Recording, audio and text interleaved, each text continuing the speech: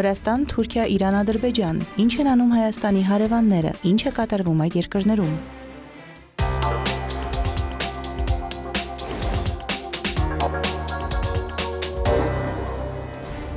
Վրաստանն ուսումնասիրում է պատժամիջոցներից խուսափելու համար Միացյալ Նահանգների կողմից կալանված Մարիներա նավթային լցանավի վրա գտնվող Վրաստանի քաղաքացիների մասին տեղեկությունը։ Այս մասին հաղորդել են Վրաստանի էկոնոմիկայի նախարարությանն առընթեր ծովային տրանսպորտի գործակալությունից եւ արտգործնախարարությունից։ Գործակալությունն այժմ պարզում է հանգամանքները, այդ թվում նավի սեփականատիրոջ ինքնությունը եւ անձնակազմի վրացի անդամների մասին տեղեկատվությունը, ասված է հայտարարության մեջ։ Արտգործնախարարությունից նշել են նաեւ, որ նավաստիների կալանավորման մասին դեռևս պաշտոնական ծանուցումներ չեն ստացվել։ Ռուսական լրատվամիջոցների տվյալով նավի անձնակազմը բաղկացած էր 28 հոգուց, նրանց թվում է վրացի նավապետը։ Հաղորդվում է նաև, որ նավի վրա եղել են Ուկրաինայի 20 քաղաքացի եւ 2 ռուսաստանցի։ Միացյալ Նահանգների ռազմածովային ուժերն Ատլանտյան օվկիանոսում Մարիներա լցանավ են բարձրացրել հունվարի 7-ին։ Մինչ այդ նավի հետ կապը կորել էր։ Լցանավը դեկտեմբերի 24-ին ստացել էր Ռուսաստանի դրոշի ներքո նավարկելու ժամանակավոր թույլտվություն։ Միացյալ Նահանգների զինված ուժերի եվրոպական հրամանատարության պնդմամբ նավը կալանվել է ամերիկյան պատժամիջոցները խախտելու համար։ Մեկնաբանելով միջադեպը, Պենտագոնի ղեկավար Փիթ Հեքսեթը հայտարարել է, որ պատժամիջոցների տակ գտնվող վենեսուելական նավթի շրջափակումը շարունակում է ուժի մեջ մնալ ամբողջ աշխարհում։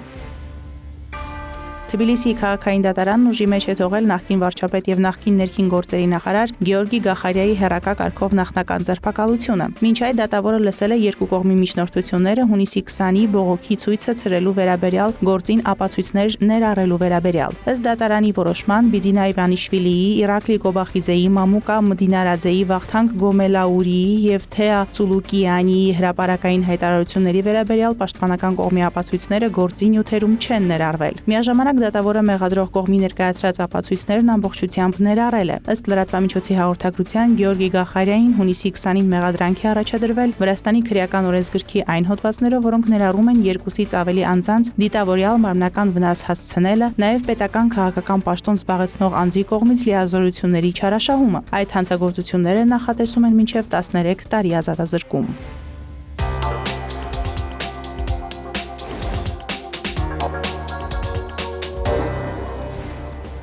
Թուրքիայի նախագահ Ռեջեփ Թայիփ Էրդողանը հեռախոսազրույց է ունեցել Սիրիայի նախագահ Ահմեդ Աշ-Շարայի հետ, քննարկելով Սիրիայում տեղի ունեցող վերջին զարգացումները եւ տարածաշրջանում կայունության ամրապնդման ուղղված ջանքերը։ Էրդողանը հայտնել է իր երկրի աջակցությունը Սիրիայի անվտանգության եւ կայունության ամրապնդման ուղղված ջանքերին, միաժամանակ ընդգծելով համատեղ համակարգման կարեւորությունը մարտահրավերներին եւ սպառնալիքներին դիմակայելու համար։ Կողմերը համաձայնել են շարունակել սերտ գործակցությունը երկու երկրի համապատասխան հաստատությունների միջև, համատեղ համաձայնությունների իրականացումն ապահովելու, սիրիացի եւ թուրք ժողովուրդների շահերը սպասարկելու եւ տարածաշրջանում երկարատև խաղաղության եւ կայունության հեռանկարներն ամրապնդելու համար։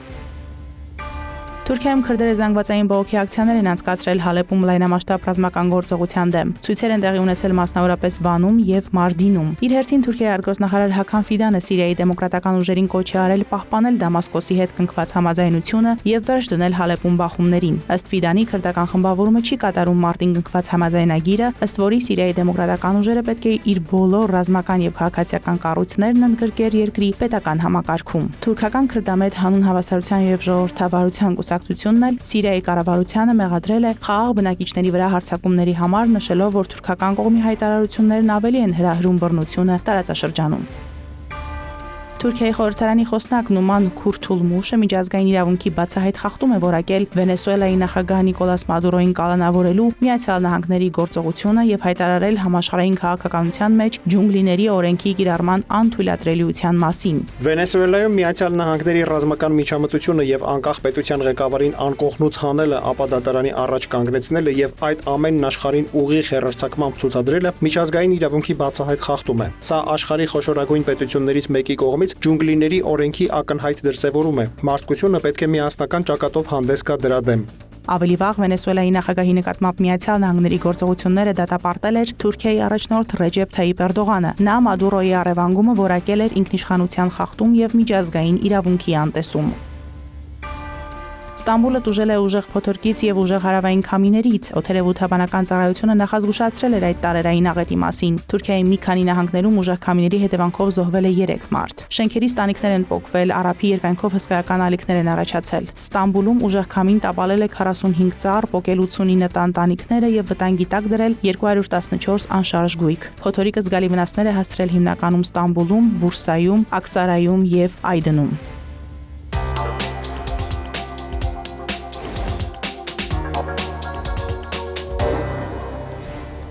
Հայաստանի արտգործնախարար Արարատ Միրզոյանը ընդունել է Հայաստան-Իրան քաղաքական խորհրդակցությունների անցկացման նպատակով Երևանում գտնվող Իրանի արտգործնախարարի տեղակալ Մաջիդ Թախտ Ռավանչիին։ Այս մասին տեղեկացնում են Հայաստանի արտգործնախարարությունից։ Քննարկվել են Հայաստան-Իրան երկկողմ հարաբերությունների զարգացման հարցեր, երկուստեք ընդգծվել է հարաբերությունները ռազմավարական մակարդակի բարձրացնելու հարցում արտահայտված քաղաքական համաձայնությունը, անդրադարձ է կատարվել այդ ուղղությամբ իրականացվող աշխատանքներին։ Հսկայական կարևորություն ենք տալիս մեր հարևան եւ բարեկամ Իրանի հետ մեր հարաբերությունների։ ما با درک کامل احترام و اهمیت ویژه‌ای به همکاری با کشور دوست همسایه‌مون ایران میدیم. Ըստ էության մեր համար դրանք ռազմավարական նշանակության հարաբերություններ են։ این روابط برای ما روابط استراتژیک محسوب میشه. Եվ պատահական չի, որ նախագահ Պեզեշկյանը եւ վարչապետ Փաշինյանը պայմանավորվել են, որ այս արդեն ընթացիկ տարում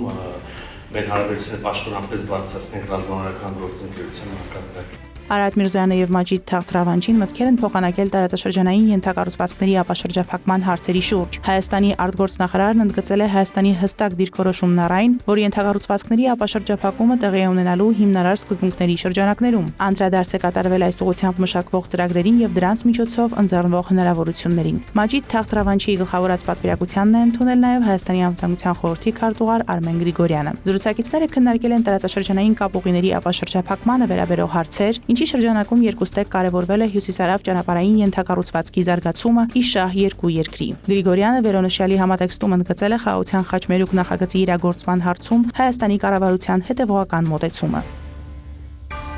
Իրանում բողոքի ցույցերը շարունակվում են մոտ 2 շաբաթ, ի սկզբանե դրանք բռնկվել էին ազգային արժույթի անկման եւ գնաճի պատճառով, սակայն այժմ ստացել են նաեւ հակակառավարական բնույթ։ Երկրի ամբողջ տարածքում, այդ թվում Թեհրանում, լարված է, ցուցարարների եւ ոստիկանների միջև բախումներ են արձանագրվել։ Լրատվամիջոցների տվյալով ակցիայի մասնակիցները հրկիզել են ոստիկանական մոտոցիկլետ, հեռուստակայաններ, տեղական ինքնակառավարման մարմինների գրասենյակներ, նաեւ Գերագույն առաջնորդ Խամենեիի լուսանկարները, վանկարկելով մահ բռնապետին եւ աջակցություն հայտնելով Իրանի վերջին շահի որդուն Ռեզա Փահլավիին։ Ցույցերի ֆոնին ամբողջ երկրում հեռախոսային եւ ինտերնետ կապը սահմանափակվել է։ Հաղորդվում է, որ ցույցերի ընթացքում զոհերի թիվը հասնում է 42-ի, այդ թվում 34 քաղաքացիական անձ եւ 8 իրավապահ։ Հարյուրավոր քաղաքացիներ ձերբակալվել են։ Իրանի նախագահ Մասուդ Փեզեշքյանը կոչ է արել անվտանգության ուժերին առավելագույն զսպվածություն ցուցաբերել երկրում արդեն 12 օր շարունակվող ցույցերի մասնակիցների նկատմամբ։ Պետք է խուսափել ցանկացած բռնի գործողությունից կամ հարկադրանքից, պետք է ցուցաբերվի առավելագույն զսպվածություն, պետք է դիմել երկխոսության, խաղաղ շփման եւ լսել Իրանի ժողովրդի պահանջները։ Միացյալ Նահանգների նախագահ Դոնալդ Թրամփը ռադիոհաղորդավար Հյուղ Հյուիտին տված հարցազրույցում դիմել է Իրանում ցուցարարներին։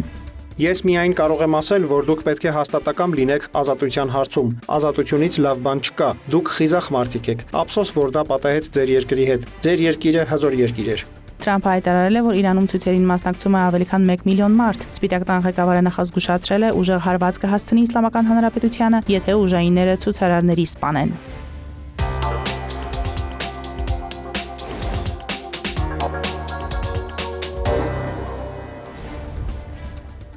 Հայաստանի էկոնոմիկայի նախարար Գևորգ Պապոյանը սոցցանցի իր էջում հայտնել է, որ ակնկալվում է մինչև 80 դրամ բենզինի եւ դիզելի գնանկում 1 լիտրի համար նախորդ ամսվա գների համեմատ։ Նա տեղեկացրել է, որ 2025 թվականին Ադրբեջանի տարածքով երկաթուղու միջոցով Հայաստան է մտել 6580 տոննա հացահատիկ, որից 1000 տոննան ղազախական եւ 5580 տոննան ռուսական, ինչպես նաեւ 1210 տոննա ադրբեջանական բենզին։ 2026 թվականի հունվարի 8-ի դրությամբ Ադրբեջանի տարածքով երկաթուղու միջոցով Հայաստան է մտել 8485 տոննա ռուսական հացահատիկ եւ 4103 տոննա ճանապարհին է, ինչպես նաեւ ճանապարհին է 7600 տոննա ադրբեջանական նավթամթերք, որից 6100 տոննան բենզին է, 1500 տոննան դիզել։ Նախարարը նշել է, որ ակնկալվում է մինչև 80 դրամ բենզինի եւ դիզելի գնանկում 1 լիտրի համար նախորդ ամսվա գների համեմատ։ Պապոյանը տեղեկացրել է, որ այս զարգացումներով պայմանավորված նավթամթերք վաճառող մյուս ընկերությունները եւս աշխատում են գների իջեցման ուղղությամբ։